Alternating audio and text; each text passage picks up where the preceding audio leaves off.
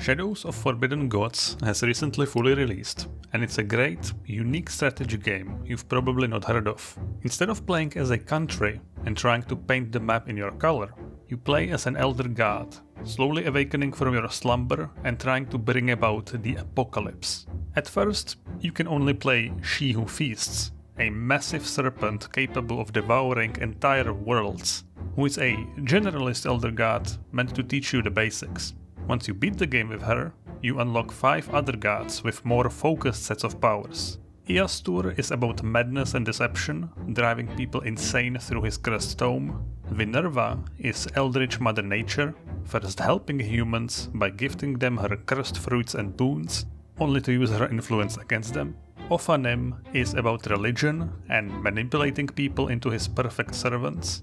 Mammon is about taking advantage of man's greed, with the option to eventually devour his worshippers and feast on their sin. And Cordyceps is about infesting people and turning them into mindless drones for the hive mind. These are all a very different point of view from the average strategy game, and this is not just a pointless change. This has influenced the visuals, the music, the whole atmosphere and feel of the game. Shadows of Forbidden Gods uses a combination of awesome art created specifically for this game, and also historical paintings, which fit into the game perfectly, with the generally darker colors and the sometimes unsettling looking faces. This does mean the art style is not always consistent, but that's not something that really bothers me. It all plays out on a randomly generated 2D hexagon map of the world, connected through a web of points of interest, which are mostly uninhabited land or cities, castles and villages. And even here, as your cultists infiltrate and corrupt whole nations, the land starts getting consumed by darkness and the light leaves the eyes of the enshadowed nobles. The game really gets across the feeling that you are the prime evil of this world, and it's great. The atmosphere is also seriously elevated by the writing in this game, which might come as a surprise in a strategy game, but there are events that will happen as you play, some random, some directly caused by you, and they are a lot of fun to read. Despite there not being much space for words, they get across the specific story and set the mood extremely well. The music is very minimalistic.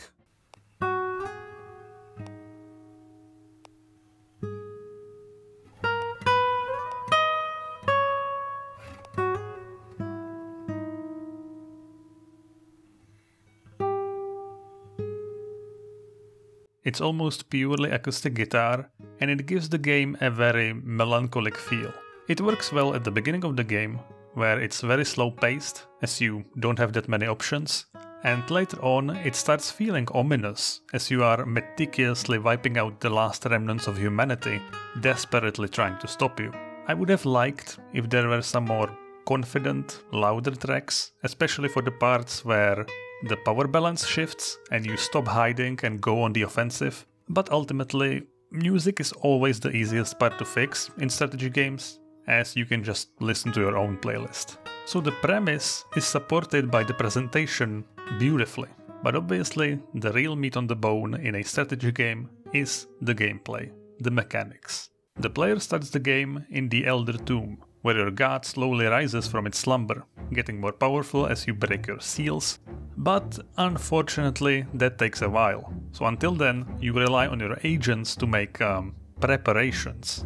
You can choose from a wide range of unique agents that can only be recruited once per game, and usually require a specific condition to be met before they become available. So for example, the Harvester needs a human soul to reap, which powers his unearthly howl, which can drive people insane or corrupt them, or the Highborn Courtier has to be placed in a city where the game generates a little backstory for him. He will come from an already existing family, which presents some extra opportunities for intrigue. And then you also have generic agents, which are endless. Each of these agents, including the generic ones, have their own unique abilities and stats. The stats are Might, which indicates how good they are at fighting, Lore, which is about spells and rituals, Intrigue helps you infiltrate, assassinate or steal, and Command is similar to Charisma. It helps you convince and control people, like inciting a rebellion for example. But unlike most games, Shadows of Forbidden Gods does not use skill checks exactly.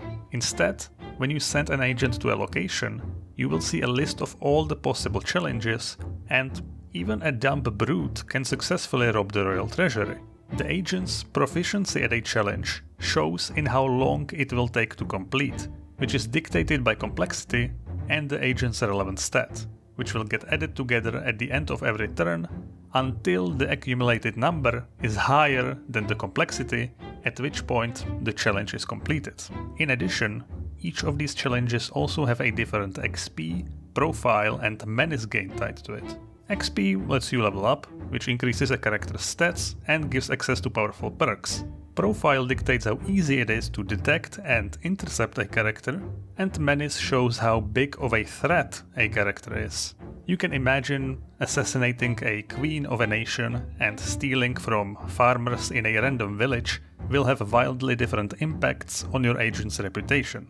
This system allows for some cool stories to naturally develop, where you will have a stealthy assassin that has ridiculously high menace but low profile, skulking on the edges of nations, because if he does get spotted, the ruler will do everything to hunt him down, sending their best knights and mages, which makes it difficult to do your evil business.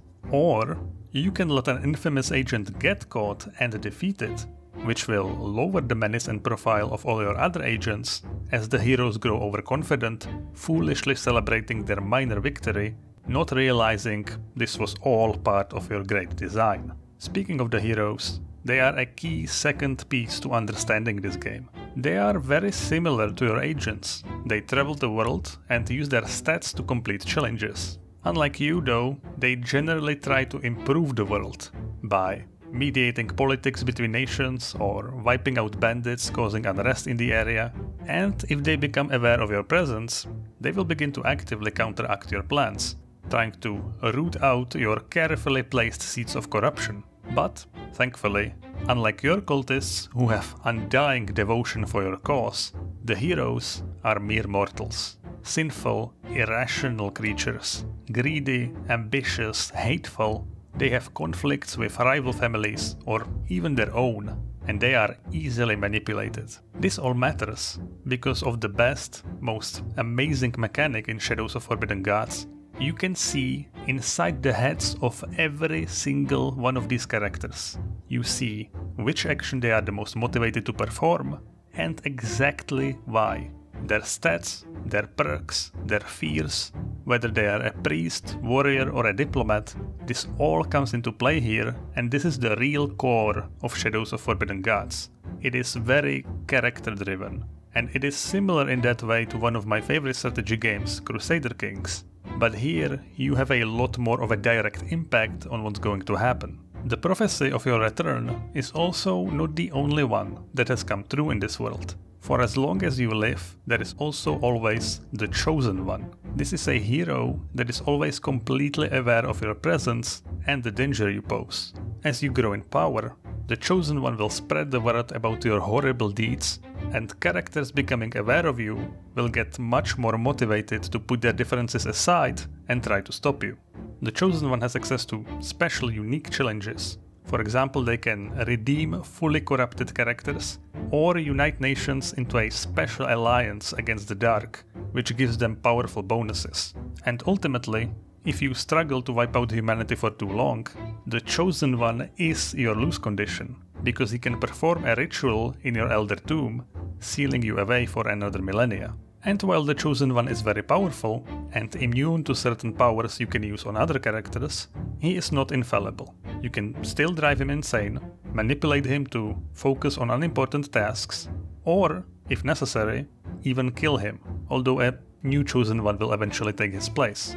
Other than the characters moving around the map, each inhabited location also has a ruler, like a baron or a duke, and while they do not complete challenges, they can each perform local actions, which are things like mastering defenses, collecting taxes, or even funding a new outpost to expand that kingdom's borders. These are all also influenced by the character's traits, So a greedy ruler might overtax their citizens, causing a lot of unrest you can take advantage of.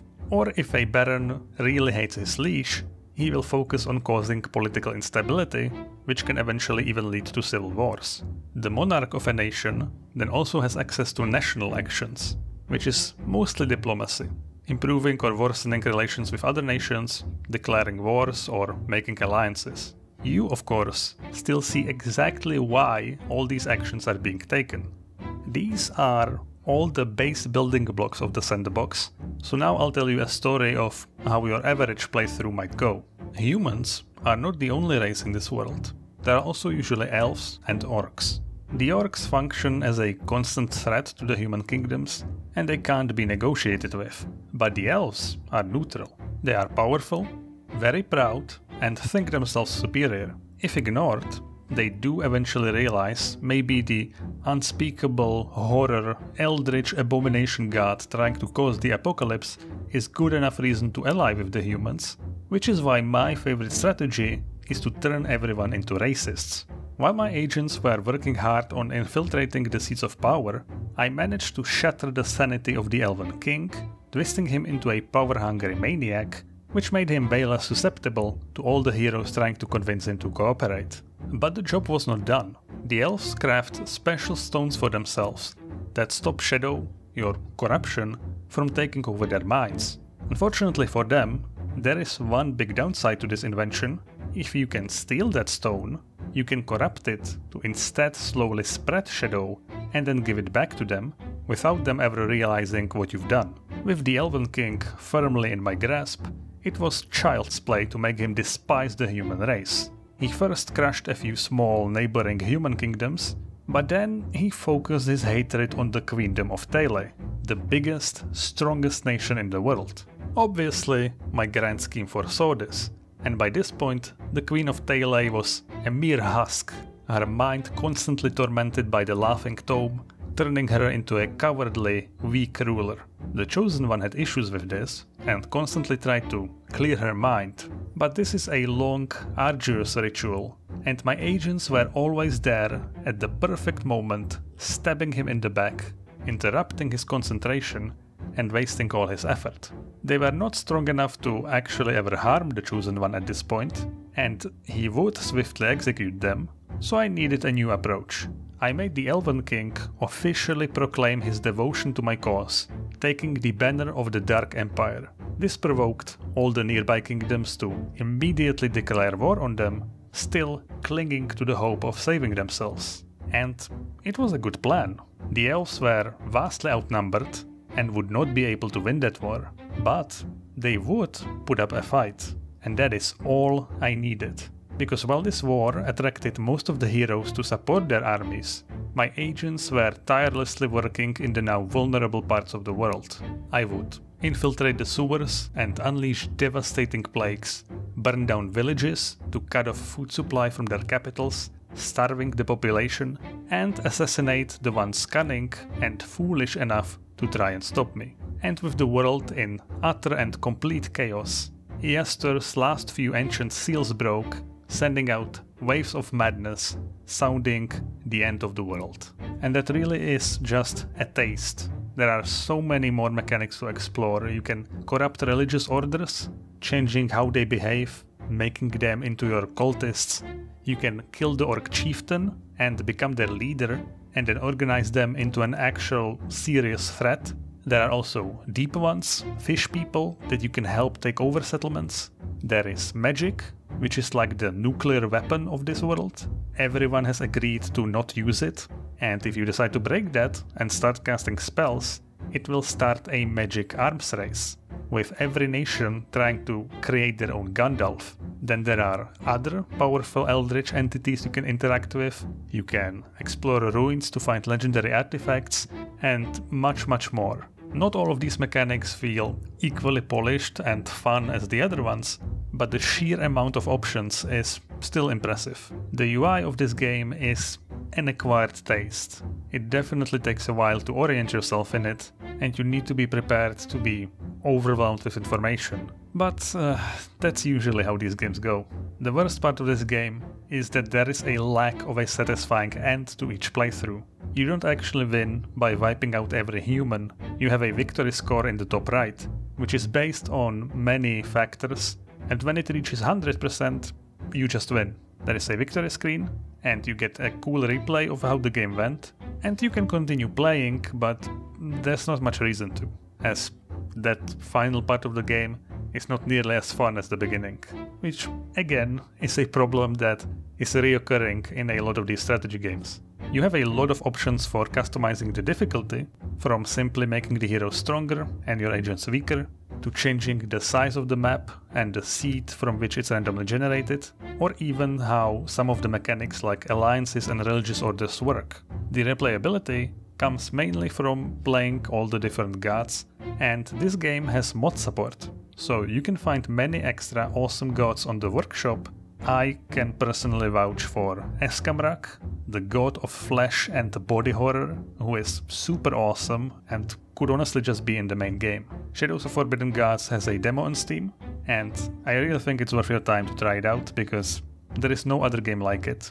It's just such a insanely creative concept, well worth getting over the usual shortcomings of small indie titles. Thanks for watching.